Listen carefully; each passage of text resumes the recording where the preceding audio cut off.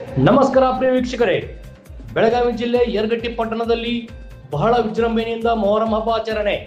As ವೀಕ್ಷಕರೇ, ಜಾತಿ ಮತಗಳ ಬೇಲಿ ದಾಟಿ ಪ್ರೀತಿ ಮತ್ತು ಭಾತೃತ್ವದ ಸಂದೇಶ ಸಾರುವ ಹಿಂದೂ ಮುಸ್ಲಿಂ ಭಾವಿಕತೆಯ ಮೊಹರಂ ಹಬ್ಬವನ್ನು ಪಟ್ಟಣದ ಎಲ್ಲರೂ ಬಹಳ ವಿದ್ದೂರಿಯಿಂದ ಆಚರಣೆ ಮಾಡಿದರು.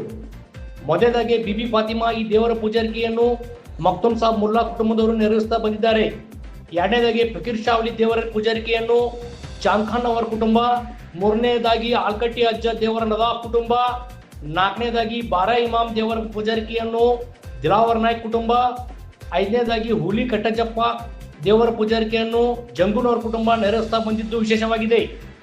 ತಲತಲಾಂತರಗಳಿಂದ ಭಾವೈಕ್ಯತೆ ನೆಲೆಬೀಡಾದ ಯರಗಟ್ಟಿ ಪಟ್ಟಣದಲ್ಲಿ ಹಿಂದೂ ಮುಸ್ಲಿಂ ಬಾಂಧವರು ಶ್ರದ್ಧೆ ಭಕ್ತಿಯಿಂದ ಪವಿತ್ರ ಮೊಹರಂ ಆಚರಿಸುತ್ತಾ ಬಂದಿದ್ದಾರೆ.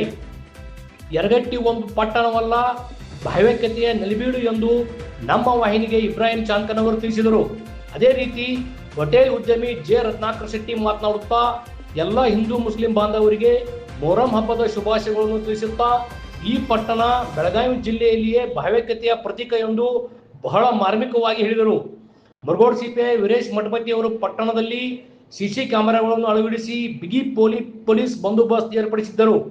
ಹಿಂದೂ ಮುಸ್ಲಿಂ ಬಾಂಧವರು ಬ್ಯಾಟಿಂಗ್ ಮಾಡಿ ವಿಶೇಷವಾಗಿ ಭಕ್ತಾದಿಗಳಿಗೆ ಮತ್ತು ತಮ್ಮ ನೆರೆ ಹೊರೆಯವರಿಗೆ ವಿಶೇಷ ಭೋಜನ ಏರ್ಪಡಿಸಿದ್ದು ಎದ್ದು ಕಾಣುತ್ತಿತ್ತು. ಇದು ಇವತ್ತಿನ ಅಪ್ಡೇಟ್. ಟಿವಿ 24 ಪ್ರೈಮ್, ಒಳಗಿನ ಧ್ವನಿ.